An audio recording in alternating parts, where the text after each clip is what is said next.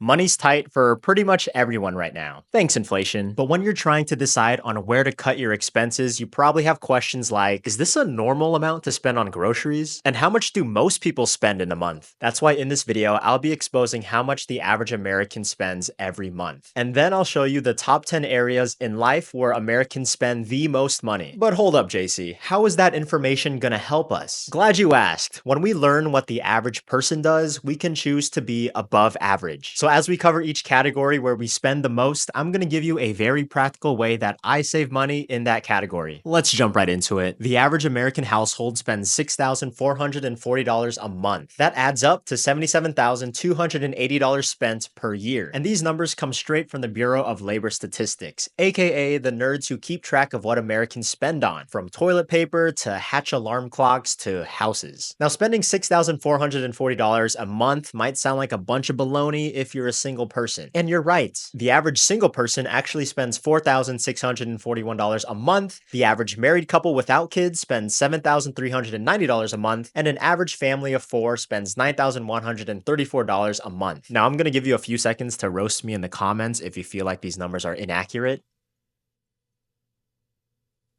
Okay, now that that's out of your system, here's the disclaimer. These numbers are averages. I understand that these numbers can vary a whole lot depending on your family size and the cost of living in your state. But anyways, let's get back to that overall average of spending $6,440 a month. These are the 10 major areas of life where that money gets spent. And you're about to find out how each of these are ranked from the most money spent to the least money spent. Numero uno, the area we spend the most money is probably not a shocker to you. It doesn't just consist of rent or mortgage payments, but also includes your property taxes, homeowners insurance, home repairs, utilities, and furniture. So yes, the number one place we spend money is on housing, at a whopping average of $2,120 a month. The average American, though, will set themselves up for failure by spending too much on their housing. And when your rent or mortgage is too high, that eats up all your income, making it really hard to take care of all your other bills. The term for this type of stress is called being house poor. But here's the practical way that my wife and I solve this problem. We made it abundantly clear that we wanted our housing payment to be less than 25% of our income. And thanks to months of research and both of us getting jobs, we were able to get our housing payment down to less than 25% of our combined income. And to keep it fully transparent with you guys, right now our rent is at $1,980 a month. And our combined income is currently $8,000 a month. I would definitely recommend sticking to the 25% rule if you really want to have more money left over to pay off debt, hit your savings goals, or start investing like crazy. Number two, the next area of life we spend the most money on might be shocking. It's not food and it's not even insurance. But if you think about it, most Americans have to spend money on this activity every day. We're not built like Tokyo, Japan, where we can walk everywhere. We have to actually spend money on gas, public transit, car repairs, and a whole lot more. So yes, transportation is number two on the list. One of the biggest reasons this number is so high is because most Americans don't actually own their cars. They get a loan in order to afford their new car, but the average monthly payment for the new car is $735. Sheesh! One of the best ways to cut your transportation costs in half is to get rid of your car payment and drive a paid-for car. We're talking about going ham and just paying off this annoying car, or by selling your precious car and buying a more practical car with cash. My 2012 Honda Civic might not impress the dude sitting in a Range Rover at the red light, but it sure makes me feel good when I don't have a car payment and I can now spend my money on other things. The third biggest expense is one we are all very familiar with. If you're a Gen Z or a millennial, you probably feel guilty overspending on this area of life. And there's nothing more convenient than a drive-through Starbucks coffee every morning. So yes,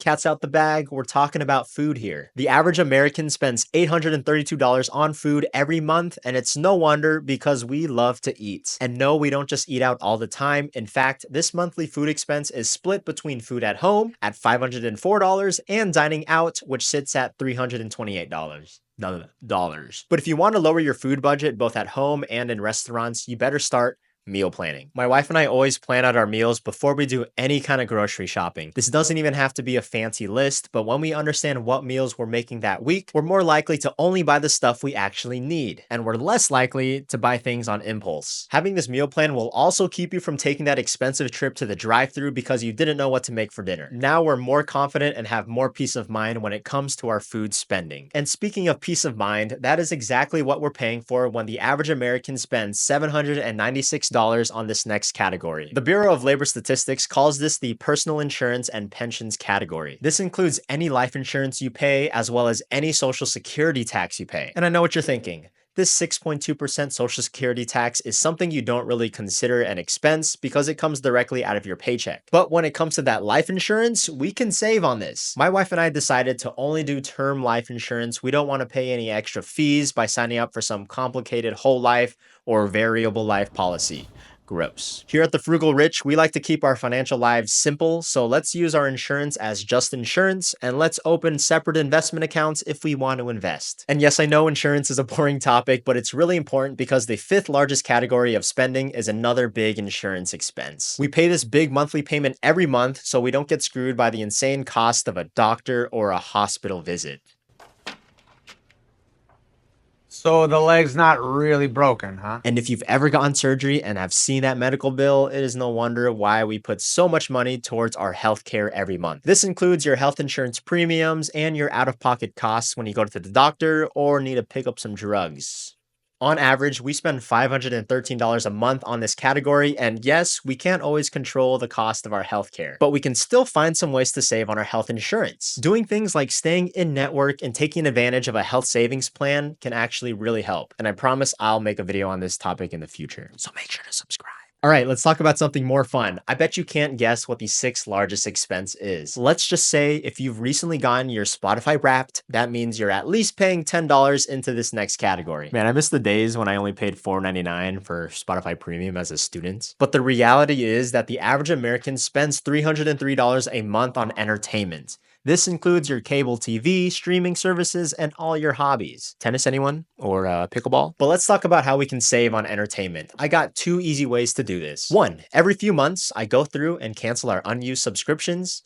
And two, I don't splurge on a new hobby within my first 6 months of starting. There is no point in getting the $200 pickleball paddle when you're still an amateur Linda. Okay, let's blaze through these last four categories. Thank you so much if you've already watched this far, but I'll save you the suspense and just reveal them now. The seventh largest expense sits at an average of $198 a month, and that is cash contributions. This means anything like charitable donations, child support, and even paying for the college room and board for your kid. The charitable donations part of this is the one thing I think we should all focus on increasing though. The eighth largest expense is apparel and services, sitting at $170 a month. This includes buying clothes, paying for dry cleaning, alterations, and jewelry. So if you want to save here, I'm going to give you some honest advice that really doesn't make sense. What? In order to save more in the long run, I'm gonna have to ask you to spend more. Bro, what are you talking about, man? When you invest into quality clothing first, it will last way longer and require fewer repairs and replacements. All right, the ninth largest expense is education, where we spend $138 a month. Now let's think about this. If you have your kid in a public school, which is most of y'all, they're going there for free. So the only reason this number is sitting at $138 a month in America is because of all that money being spent on college or private school kids. I like my suitcase. There are plenty of ways to save on this expense, like community college, dual enrollment, choosing a reasonable in-state school, and of course, chasing scholarships. And finally, the 10th expense is all the other expenditures in life. That makes up a total of $272 spent. Once again, we're not building a community here of average people. Average is broke, and average is living paycheck to paycheck. So one of the best ways to avoid being average is by staying away from all the money traps trying to keep you broke. I made a whole video right here exposing all of those money traps, so give it a click and I'll see you guys over there.